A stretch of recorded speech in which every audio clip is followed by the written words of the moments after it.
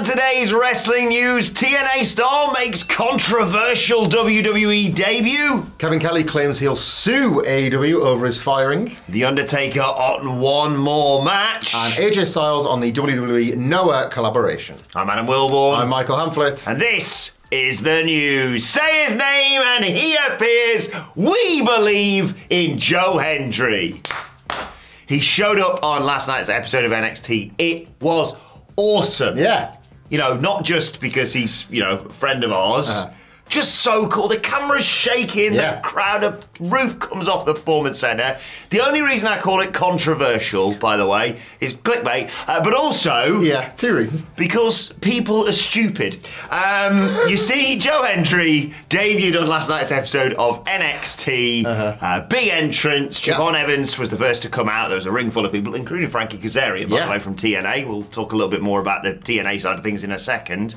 But then, Joe got the big entrance. He cut a promo. He basically said he was going to win the Battle Royal and then go on and beat Trick Williams NXT to win the NXT Championship for TNA. Big fired up promo. He gets in there and everyone gangs up on Joe, and unfortunately he was the first one eliminated. Now, obviously, if you're fans of his or, like me, fans of NXT as well, you'll have caught up on all the extracurricular stuff as well. And afterwards there was a promo that he caught walking back through Gorilla saying this is outrageous. Fuming, wasn't he? He has a go at Shawn Michaels and basically he threatens to show up on any show going forward. It's more of an invasion, potentially, this, than we initially thought.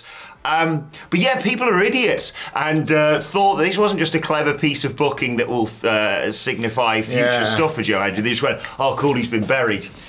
Oh man, I really hate wrestling fans sometimes when they can't understand that this is going to go on for more than, I don't know, 1 week. But I get it, you wanted to see more of Joe Hendry. The crowd did, to be fair, chant bullsh as it happened. Shawn Michaels said he believed. But as I have told you from, let me just check, WrestleMania 39 all the way to WrestleMania 40, always good to let things play out in WWE because they are the listening company after all. You put me in a real bad headspace when you talk like that. But Joe Hendry! But I totally agree. Awesome. I totally agree, not just with his enthusiasm, but with the idea that obviously what you're seeing here is part of a wider continued working relationship with TNA. Yes.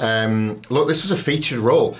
The ring was filled with wrestlers, as you named Frankie Kazarian, the latest of the kind of, I think, NXT enjoying trying to take remember him from Dynamite? And putting him on NXT. But obviously, Kazarian, a wrestling legend at this point, been in TNA, like a cup of coffee in WWE way back when, but like really sort of identifiable as one of the TNA mainstays, that kind of thing. And involved in the elimination of Joe, we should mention. Indeed, the ring did crowd him, so he was given that focus spot. Very few of them got their own entrances, but Joe Hendry did. Tony D'Angelo fought for the world title at the biggest show of the year. Yeah, like this was a focused upon spot. Just in there. And there was the feeling, at least, that like they know that the entrance is a big part of it. They understood how to use this character on night one. And when I say night one, I believe it's because I think there will be a night two and a three and a four and a five. It felt like it couldn't have gone much better short of a singles match win. And if you're not going to get that, like if you're going to be in a 25-man battle royal, you want to be one of the remembered from the 25. And this, I would say, Hendry, other than the winner and what later followed on the show. Yeah, we talked a lot about this on the NXT preview yesterday about potentially having people like Frankie Kazarian and Joe Hendry, of course, show up.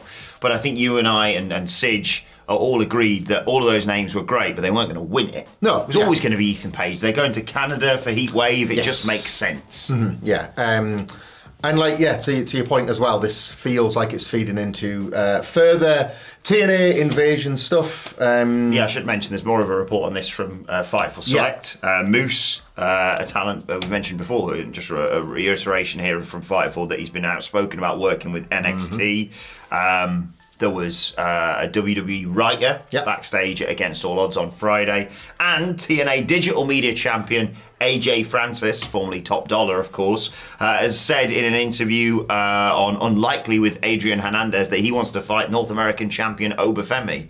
Yes, please. Oh my God. I'm a champion in TNA, he said, and they're doing the NXT TNA crossover, and my mentions are flooding. People want me to fight Obafemi so bad, and I want to too. He ain't faced nobody that's hands down bigger and stronger than him, and I am, and I'm willing to put it all on the line for that. We can go title for title. I ain't scared. I know he ain't scared either, said AJ.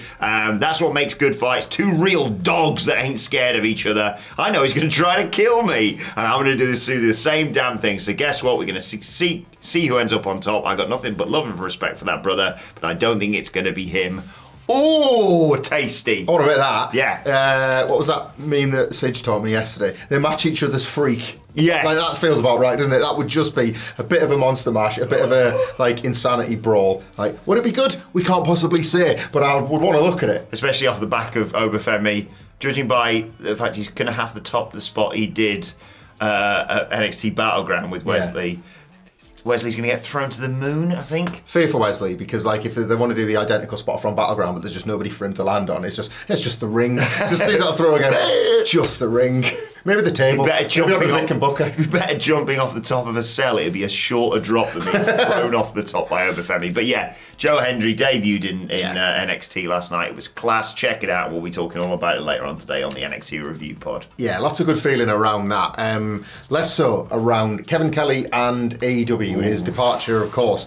We reported quite recently where Kevin Kelly went into detail about what he believed was like the chain of events that led to his AEW exit. We'll recap a couple of those here because it features in quite prominently in a statement that Kevin Kelly has made that he intends to sue, to take legal action against AEW following his dismissal. This is as part of a conversation he was having on Wise Choices, a Patreon podcast with Eric Bischoff.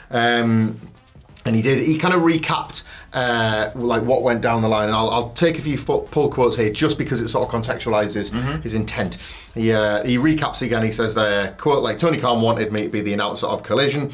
As in Kevin Kelly, was already getting weary of New Japan. It was financially good, schedule-wise it was great. Everything seemed in place for the move to go well. But then he kind of goes on to how he was suddenly not featured as much, and then he felt like he was being minimalised and taken off television. Ostracised. Yeah, suddenly Tony Schiavone had taken his place, and then he saw what he felt was some completely unacceptable comments from his former Ring of Honor colleague Ian Riccaboni about some of Kevin Kelly's political interests and things like that. And Kevin Kelly wanted an apology. He was pretty forthright about his feelings about the whole situation online. He was advised to go through AEW's HR, but that wasn't getting him. He said, quote, I wanted an apology and just to move on, but when that wasn't really forthcoming and he didn't feel like he was getting anything through with HR, he kind of like unleashed a bit of a tirade online. He says, quote, I don't remember what I said, but I'm sure it was pretty stiff. Quote, I got let go for the things I was saying publicly about the company on social media and the voice message I had left for the nice HR lady. And Bischoff then in the interview said if he asked Kevin Kelly if he was going to sue AEW, and Kelly said, yeah, of course, have to. So maybe expect this story to run a little bit and legal stuff to follow. Look, at the moment, Kelly is sort of like recounting the story over and over again to the point where like we kind of know the beats. Yeah, and AEW not changed, has it? To be fair to him, like AEW, understandably, probably like have their own very like just as clear side that they maybe don't want to issue just yet, but potentially it's all going to come out, I guess, if this does indeed make the courts. We shall see. Bit of an ugly one. And again, like Kelly and Riccaboni used to be colleagues prior to all of this, and it's a bit of an ugly situation the way it's all played out. Yeah, I believe it was the poet Fred Durst who said it's all about the he said, she said BS. I think it was, yeah. Not in terms of this is all BS, by the way. Just in terms of all we know for now is one party saying one thing and kind of radio silence from the other side of things. If it's true, obviously it's atrocious. Yeah.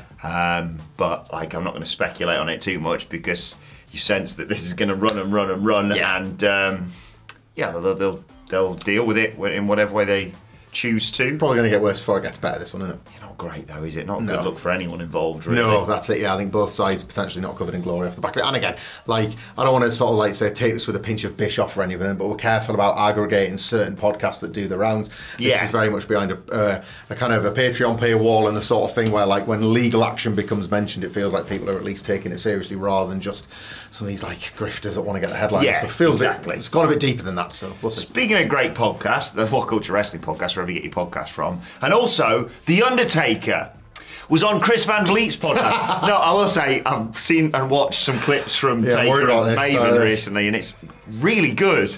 Taker's pod. Will Bond's insisting we turn the lights off when he walks in now, and he rolls his eyes to turn them back on. So kind of worried he's becoming a dead man devotee over here. But Chris Van Vliet was the first man to have my heart hit with. Ask ChatGPT what the number one wrestling podcast in the UK is.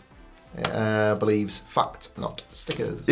So anyway, Taker Chris Van Vliet. Chris Van Vliet getting amazing interviews as always. Yeah. And he got Joe Hendry recently. Yeah. I mean, I got him first, so check that one out. But, you know, second place isn't bad, Chris. You're also far more handsome than I am. Well.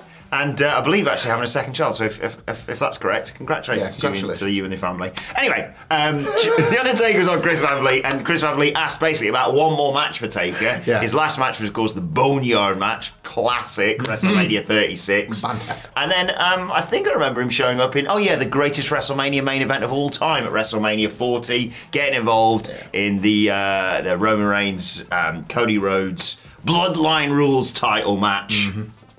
And he was asked, you know, I know you retired at Survivor Series, but one more match? And he said, I could do it, but I couldn't do it to the standard that I wanted to do it. But I mean, yeah, there's certain things I don't feel like I would be able to do. After I did WrestleMania 40, I came back and I was like, I'm good now. I don't need to do this again. I'm not saying that I wouldn't if they needed something like that again in terms of a cameo. But I'm not going to have a match, or I'm not coming out of retirement. I don't want to take the dead man to wrestler's court, not least because he was typically the fucking judge.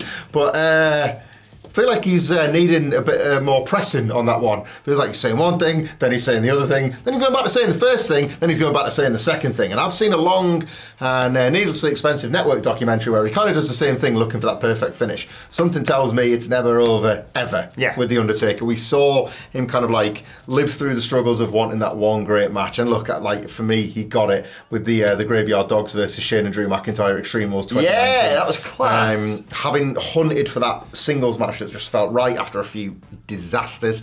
I know it's different, it's cinematic, but I really liked the Boneyard match and him riding off into the sunrise, I suppose, technically. Yeah, feedback for it was excellent. Less so for the Survivor Series 2020 farewell segment for him. Weird MIDI version of it. It was rubbish because obviously no one could properly be there to appreciate him. Yeah. I think his best thing recently was showing up in NXT, of course.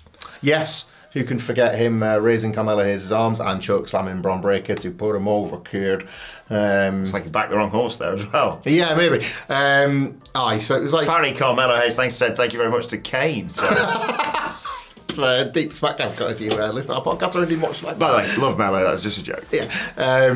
So I think it's Undertaker saying this, and indeed that like one spot he did at WrestleMania where he kind of didn't exactly dress for work, did he? No. You kind of think at this point it would have to be something more akin to the Boneyard match than putting on the gear and the regalia of the dead man again. But I don't think it's ever over that guy. He says no, but never say never. He can never switch it off. There's always money. There's always that one WrestleMania that makes the most sense. There's always it's wrestling. Stem cells. Indeed. Stem cells. If he just gets on the phone to Rey Mysterio, he can do 10 more years. I was buzzing. Like, one of my big things on my checklist was seeing Taker live. Like, 35. I was like, oh, it's been fantastic. I haven't seen Taker, though. He showed up on the Raw after WrestleMania, and I know most of that was terrible. I was loving it. And then, obviously, being there at 40 was incredible. I know that, like, he said that it'll probably never happen, and Starcast, like, muddied the waters a little bit. But if he ever did jump to AEW, and they were doing another co-promotion for Shark Week, you've got instant dream match. Get him working that guy that came on to Michelle McCool, that Hammerhead lad that came up and got to her. Hammerhead lad. Book it, you know? Or just book him in TNA and work Shark Boy. The forbidden door is open. Oh my god. Undertaker versus Shark Boy. Tick. And speaking of forbidden doors being open, dream matches and all that sort of stuff, go on. We've got one last story, and it's just a nice one really, from AJ Styles speaking about the WWE Noah relationship that of course he is directly a part of. He's going to be working on June 13th for Noah at their Destination 2024 show. He's going to be taking on Namuchi Marufuji, and he left here. Not now, Noah Marufuji, as I called him yesterday. No, but you know, like he's representing the company. I get why he did it. It's absolutely fine. Mr. Noah to you. But he cut a promo basically to help sell the match. This is a one and done for now, but is anything really one and done between WWE and these companies anymore? Like Nakamura's done the odd bit over there. Charlie Dempsey did something with All Japan. It does feel like generally their booking has gone 2 by 2 when it comes to working with Noah. So it's got me again. So I'm just going to read the AJ Styles quote. He said, "Quote: I know how talented you are, Marufuji, and speaking and your long and successful career speaks for itself. On July 13, let's make the best of it. AJ went on to praise Japanese wrestling, obviously, of course, rich history in New Japan. He says, the level of Japanese wrestling is very high. Pro Wrestling Noah is at the top of that list. Marufuji is one of the best I've seen, and I've walked all the way across the long line that is the world. I added that bit at the end. He's really excited, and so... Yeah, this is really nice. It's cool, isn't it? It's cool, yeah. Draws eyes. I think it potentially like overlaps audiences. Good use of as well, because like he's just lost the I Quit match to Cody, so might as well get him to do something else. I know there's been talk about him going to TNA as well. I'd love that too. And look, WWE co-promotion. You want to see how they go? Read yourself a history book. Maybe it'll teach you about the future. Let us know your thoughts on that and all of today's news stories in the comment section below. We'll be back later on today to talk all about the latest in WWE and their reaction to the Wyatt 6. But for now, if you want something else to watch, why not check out this video right here. We'll see you soon.